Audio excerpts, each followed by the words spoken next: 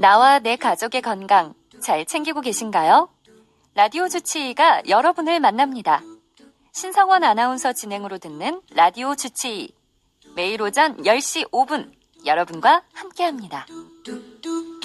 지난주부터 새롭게 마련한 코너죠. 재활치료 Q&A 시간, 오늘 두 번째 시간입니다. 지난주에는 재활치료가 어떤 것인지 그 범위에 대해서 살펴봤는데요. 오늘은 뇌졸중 환자의 재활치료에 대해서 자세하게 설명해 드리겠습니다. 근로복지공단 인천병원 재활전문센터장으로 근무하고 계신 서울대학교 병원 이자호 교수님 모셨습니다. 어서 오세요. 네, 안녕하세요. 자, 일단 뇌졸중에 대해서 먼저 알고 재활치료 들어갈까요? 네, 뇌졸중이라고 하면 쉽게 말해서 뇌혈관이 막히거나 터지는 것을 말합니다. 중풍이라고도 옛날에 많이 그렇죠. 말씀하셨었는데요. 네. 이제 뇌졸증이라고도 하는데 뇌졸중이 중이 맞는 맞죠. 말이고요. 그렇습니다. 네. 국내에서는 암이나 심혈관 질환과 함께 3대 사망 원인이라고 많이 알려져 있습니다. 그러니까 뇌는 이제 무게로는 전체 몸에서 체중의 2%밖에 차지를 하지는 않지만 네. 뇌로 가는 혈류량이 심장에서 팍 짜서 바로 위로 올라가는 그 퍼센테이지가 한 15% 정도 되고요. 산소 소모량은 몸 전체의 20% 정도나 됩니다. 그래서 네. 약간이라도 막히거나 출혈이 되면 그 부위의 이제 기능을 잃기가 쉽습니다. 네. 또 이제 심장에 부정맥이 있으시거나 판막에 문제가 있으시면 그 심장에서 발생한 작은 피떡들이 바로 위로 올라가서 뇌 혈관을 막기도 합니다. 네. 이렇게 뇌혈관에 문제가 생기면 이제 운동 장애를 비롯해서 근육이 약해지는 근육의 위약, 또 감각의 이상, 고위 인지 기능인 언어나 인지, 갑자기 의식을 잃는다든가 의식 네. 장애 등이 다양하게 나타납니다. 그래서 이렇게 발생을 하고 나면 그 다음에는 많은 후유증이 남아서 일상생활에 장애가 남고 이제 장애인이 되는 경우가 생기죠. 네. 후유증 얘기해 주셨는데 어떤 것들이 있을까요? 이제 뇌에 보면 얼기설기 많은 혈관들이 있어서 네. 어느 부분을 담당하는 뇌혈관이 막히거나 손상되었는지에 따라서 이제 개인별로 다양한 후유증이 나타납니다. 네. 제일 많이 아시는 건 이제 팔, 다리 한쪽 방향이 합쳐져서 마비되는 편측 마비가 나타날 수 있고요. 네. 저리고 평소에는 느끼는 감각이 아닌 뭔가 먹먹한 이상한 감각이 느껴지는 경우도 있습니다. 네. 또 말이 어눌하고 혀가 꼬인다는 느낌이 드실 때도 있고 네네. 기억력이 떨어지고 사람 이름이 생각이 안 나는 분들도 계십니다. 이게 보통은 그 다음에는 혈관성 치매로 이어진다고도 합니다. 그리고 조그만 근육이지만 삼키는 근육에 마비가 와서 네. 음식이나 침을 잘 못 삼키거나 자꾸 사례가 들리시는 삼킴 장애가 오시는 분들도 계십니다. 또 하나는 머리 뒤쪽이 막히면 그러니까 시야에 어두운 부분이 생겨서 잘 안 보이거나 물건이 두 개로 보이는 복시 현상이 나타나는 경우도 있습니다. 네. 그래서 이런 전조 증상들을 모아서 이제 대한뇌졸중학회에서는 뇌졸중이 있을 때 흔히 나타나는 전조 증상에 대해서 네. 알리는 캠페인 같은 걸 하시기도 합니다. 골든타임이 있으니까 그런 그렇죠. 증상이 나타나면 바로 병원으로 가보시라 이렇게 알려드리고 있습니다. 네. 전조 증상에 대해서는 미리미리 좀 알고 계시는 게 좋겠고요. 후유증이 정말 많은데 이런 후유증 막으려면 어떤 치료들이 필요할까요? 일단 한번 뇌졸중이 생겨서 네. 손상이 된 뇌는 그러니까 수일, 수주, 수개월 동안 그 막힌 부분, 이렇게 망쳐진 부분을 대체하거나 재생하려고 노력을 합니다. 네. 그래서 이런 시기에 운동치료나 작업치료나 아까 삼킴 말씀드렸던 연화치료나 언어치료, 인지치료 같이 해당하는 재활치료를 통해서 네. 이제 환자분 기능 상태를 호전할 수 있는 그런 중요한 시기로 알려져 있습니다. 네. 그래서 이 시기를 놓치게 되면 이것도 마찬가지로 골든타임이라 할 수 있는데 회복 시기가 다시 돌아오지 않게 돼서 네. 흔히 말하는 장애가 고착화된다고 합니다. 우리나라에서 장애 진단을 6개월 발생 6개월부터 할 수 있는데 사실 그 말은 어떻게 보면 나라에서도 6개월이 지나면 뭔가 일정 상태가 된다는 고 인지하고 있다는 겁니다. 그래서 네. 그 이내에 많은 노력들을 하거나 치료를 받거나 시도를 해보는 게 네. 충분히 가치가 있는 일이라고 볼 수 있습니다. 그 6개월까지는 조금 이제 변화의 여지가 네, 있다고 보는 건데 네. 열심히 재활치료 받으시면 좀 많이 좋아지시나요? 그렇죠.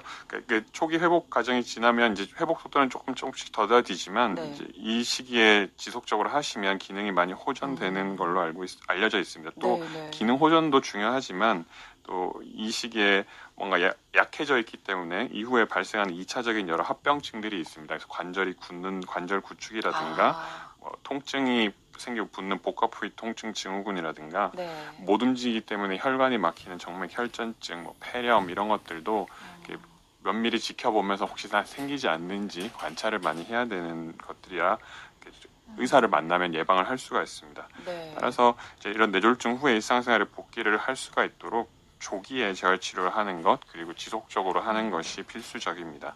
네. 그러면 언제부터 재활치료 들어가는 게 좋을까요? 이 시기가 중요하다고 아까 네, 말씀해 네. 주셔서요. 그러니까 시작은 이제 환자가 내과적, 신경학적으로 안정이 되면 재활치료를 시작해야 됩니다. 사실 병원에 막 정신없이 가셔가지고 네, 의사분한테 네, 갑자기 재활치료해달라고 하시기는 좀 그렇지만 이제 네. 앞에서 말씀드렸듯이 조기 재활치료는 이런 뭐 혈전증이나 관절 부축이나 합병증을 예방을 하고 뭐 기능을 증진시킨다고 되어 있습니다. 그래서 사실은 중환자실이나 어떤 관찰실에서도 침상에서 재활치료를 간단하게 시작하는 경우가 요즘에는 많이 일종의 트렌드라고 할 수 있습니다. 그래서 하루 한 번 정도 네. 누워 계시면 못 움직이시면 관절을 구부렸다 폈다 해서 움직이실 수 있게 도와드리는 거죠. 네. 그래서 대부분의 뇌졸중 환자는 뇌졸중 발생해서 넉넉 잡아 48시간 이내에는 급성기 치료랑 병행해서 재활치료를 시작하라고 권고가 되고 있습니다. 네, 그래서 네. 이 시기의 재활치료 목적은 이제 아까 말씀드렸듯이 굳는 것, 관절 합병증 같은 걸 예방하는 목적이죠.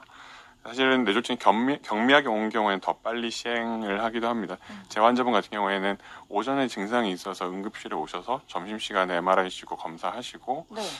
뭐 신경과학 교수님이 이 정도면 안정적이실 것 같고 되게 경미하게 오셨다 이래서 오후에는 재활치료를 시작하시는 경우도 바로 있었습니다. 예, 진단 네. 받자마자 거의 네, 네. 재활치료 들어가셨네요. 그래서 뭐 이제 이렇게 한 48시간 내에 시작을 하시면 네. 일주일 이내에는 그 침대에서 내려와서 침대에 걸터 앉아서 쓰는 최소한의 거동을 좀 시작을 하고 그다음에 일주일 이후에는 이제 상태에 봐서 혹시 재발이 있지 않나 체크한 다음에 네. 뭐 치료 시간이나 강도를 늘리는 것이 이제 고려를 됩니다.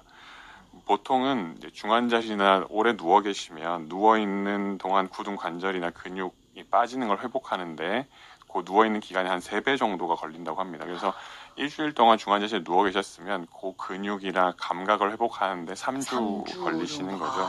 그래서 그렇군요. 최대한 그 기간을 좀 단축하고 빨리 네, 움직이시는 네. 게 중요하다고 볼 수 있습니다. 네. 그러니까 조기 재활 치료가 중요하다는 말씀이신데 또 어떤 장점들이 있을까요? 네, 아까 말씀드린 이제 회복이 발생 후 초기 3개월에서 6개월 사이에 가장 많이 일어난다고 알려져 있고요. 네. 뇌는 많이 이제 성숙한 신경세포이기 때문에 죽으면 재생이 되지는 안 않습니다. 되죠. 근데 네. 이제 다른 부위가 기능을 대체한다든가 양쪽에서 균형을 맞춘다든가 이런 신경학적 회복이 네. 어떤 동작을 반복하면 이제 촉진이 되는 부분입니다. 또 하나는 이제 부위에 따라서 호전 시기가 달라서 삼키는 근육 같은 거는 이제 3개월이면 거의 회복이 되려면 되고 아니면 뭐 좀 앞으로도 잘 안 나아진다 이렇게 되어 있고요. 언어 같은 경우에는 관련된 뇌 중추들이 많다 보니까 네. 1년, 2년에도 애들 말 발달시키듯이 계속 훈련을 하면 서서히 좋아지기도 합니다. 그래서 내가 어떤 문제가 있고 그래서 지금 크리티컬한 시기는 어떤 질환이고 조금 길게 보면서 갈 것은 어떤 것인지를 이제 조기 재활을 하면서 이제 확인을 하고 인지를 하고 치료를 받는 것이죠. 그렇군요. 예. 뭐 반대로 뇌졸중 발생 후에 재활치료 받는 시기가 너무 늦어질수록 뭐 결과는 당연히 좋지 않다는 그렇죠. 보고는 많이 있습니다. 네. 자, 빨리 치료를 받으신 그 재활이 들어가는 게 좋다는 말씀이신데 그러면 어디에서 이 치료를 재활 치료 받는 게 좋을까요? 사실은 요즘에는 병원들이 다 조그맣게는 재활치료실을 가지고 계신데요. 네네. 이제 재활치료 시설이나 치료팀이 이제 구성되지 않은 경우에는 네. 일반 병동에서 약을 먹거나 내과적 처치만 이루어지게 됩니다. 네. 그래서 이런 경우에는 전문적인 재활치료를 받는 경우보다 사망률이나 오래 입원하는 장기 입원율이 높아지기 때문에 재활치료실이 있는 병원으로 전원을 하시는 게 필요하고요. 네네. 보통은 재활치료실 재활치료팀이라 하면 뭐 재활외과 의사분, 그다음에 간호사분, 물리치료사, 작업치료사, 필요하면 언어치료사, 뭐 사회사업가, 임상심리사 정도가 있는데 네.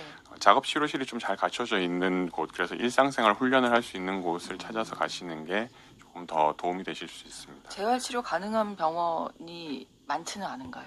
많이 있습니다. 근데 네. 재활치료 표방하지만 조금 이제 관절 운동 위주로 하시는 병원들도 있고 예. 조금 집으로 복귀하기 위한 어떤 훈련, 숟가락 훈련이라든가 이런 것들을 주로 하는 병원들이 있어서 병원마다 약간씩은 아. 좀 그런 성향이 좀 다를 수 네, 있습니다. 그걸 좀 잘 알아보시고 나한테 네. 맞는 네. 재활 치료 받으실 수 있게 네. 옮기시는 것도 한번 생각해 그렇죠. 보셔야 되겠네요.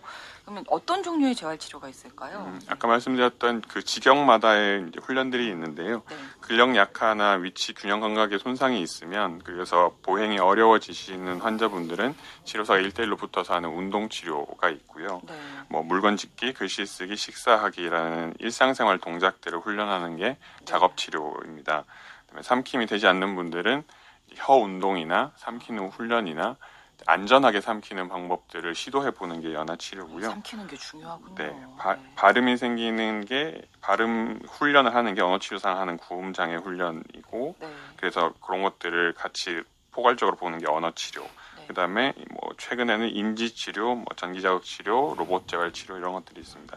그래서 이런 치료 계열들 말고 네. 사실 의사 선생님이랑 같이 할 수 있는 게 좀 종합병원급에 가시면 뇌 자기장이나 전기 자극을 해서 뇌 조절을 하는 치료들도 요즘에 많이 도입이 되고 있고요. 네. 미용에서만 보톡스를 쓰는 게 아니라 네. 이제 손이 좀 꼬부라지신 분들에게 근육에 다량의 보톡스를 놓으면 일상 동작을 한다든가 쩔름거리는 걸 훨씬 호전시킨다든가 하는 그런 보톡스 치료들도 있습니다. 그래서 네. 지금 뭐 요양병원에 입원해 계시더라도 원래 가셨던 좀 큰 종합병원의 재활학과 선생님을 찾아가시면 네, 네. 이런 치료들을 좀 받으실 수가 있습니다. 네. 보험에서도 뭐 3년 이내에서는 네. 보톡스 치료를 커버해 준다든가 그렇게 보장이 되어 있습니다. 보톡스가 주름만 펴주는 줄 알았더니 그런 좋은 기능도 하는 거군요.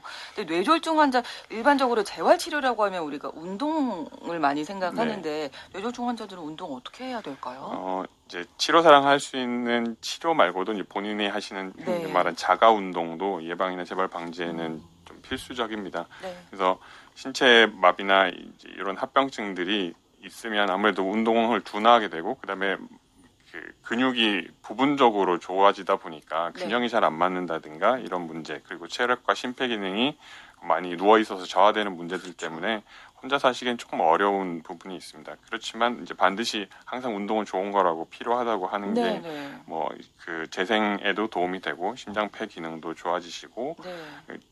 뇌졸중 후에 낙상이 많이 발생하는데 이제 네. 유연성이나 이제 지구력 그다음 그 낙상을 예방하는 것 부분도 많이 좋아지게 됩니다. 네. 그래서 흔히 말하는 자전거 타기, 수영, 체조 등을 하시는데 네. 보통 나이가 드시고 뇌졸중이 생기실 정도가 되시면 허리 통증이나 발목 통증 같은 게 동반돼 있으신 경우가 많이 있어서 그렇겠죠. 네. 그래서 본인이 맞는 운동을 좀 의사랑 상의해서 선택을 하거나 운동량을 좀 정하시는 게 좋습니다. 네. 일반적으로는 일주일에 3일 이상 40분 정도 하시라고 하는데 잘 모르시겠으면 걷는 거 많이 네, 하시는 네. 게 제일 좋다고 볼 수 있습니다. 네, 걷는 것도 약간 좀 빠르게 걷는 게 좋으시죠? 빠르게 걷는 게 네, 좋으십니다. 운동 효과가 있으려면요. 자, 이 말씀 듣다 보니까 뇌졸중 예방하는 게 최선일 것 같습니다. 어떤 것들이 있을까요? 예방법. 뭐 위험 인자로는 보통은 비만, 고혈압, 당뇨, 이제 고지혈증으로 알려져 있고요. 흡연은 이제 흡연을 딱 하는 순간에 혈관들이 오므라드는 게 많이 동영상으로도 돌아다니고 있어서 흡연하는 게 그런 혈관의 수축과 막는 데에 되게 이제 좀 결정적입니다. 그래서 금연, 절주, 뭐 운동 이런 것들이 제일 중요하고요. 그걸 통해서 체중 관리나 혈압 관리, 혈당 관리 등을 하는 게 제일 중요한 예방법이라고 할 수 있겠습니다. 네. 자, 오늘 재활치료 Q&A 시간이고요. 뇌졸중의 재활치료 자세하게 이렇게 말씀해 주셨는데 다음 시간에 조금 더 구체적으로 알려주신다고요? 네, 다음 시간에 좀 아까 몇 번 강조드렸던 삼킴이나 삼킴이. 부종이나 그다음에 이후에 낙상 예방이나 네. 좀 그런 실제로 약간 위험한 상태로 빠질 수 있는 것들에 대해서 좀 알려드리도록 하겠습니다. 다음 시간에 또 들어두시면 좋을 것 같습니다. 재활치료 Q&A 시간 근로복지공단 인천병원 재활전문센터장으로 근무하고 계신 서울대학교 병원 이자호 교수님과 함께했습니다. 고맙습니다. 감사합니다.